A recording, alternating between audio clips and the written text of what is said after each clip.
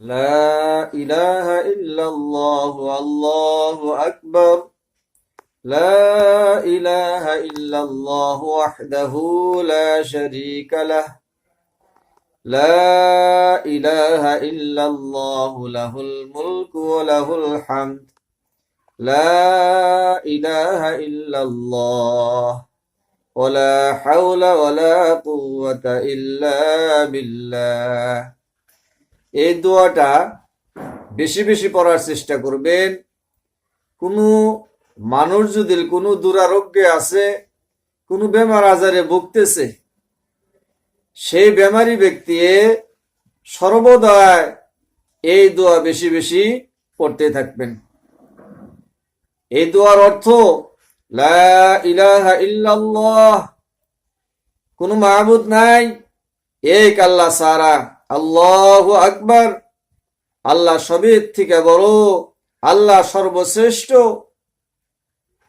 লা ইলাহা ইল্লাল্লাহু ওয়াহদাহু লা শারীকা লাহ, কোনো মাবুদ নাই এক আল্লাহ ছাড়া, এবং আল্লাহ রাব্বুল আলামিনের কোনো শরীক নাই। আল্লাহ একা, আল্লাহ একজন।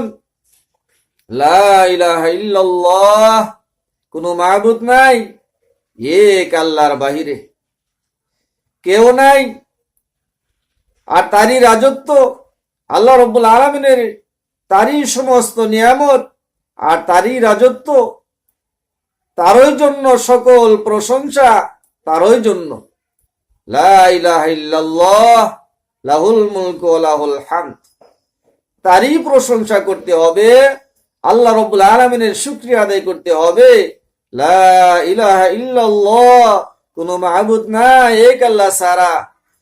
ওয়ালা হাওলা ওয়ালা কুওয়াতা ইল্লা বিল্লাহ, এবং কোনো শক্তি ও ক্ষমতা আল্লাহ ব্যতীত অর্জিত হতে পারে না। কারণ সর্বশক্তিমান মহান আল্লাহ রাব্বুল আলামিন, তার কাছে দোয়া করতে হবে।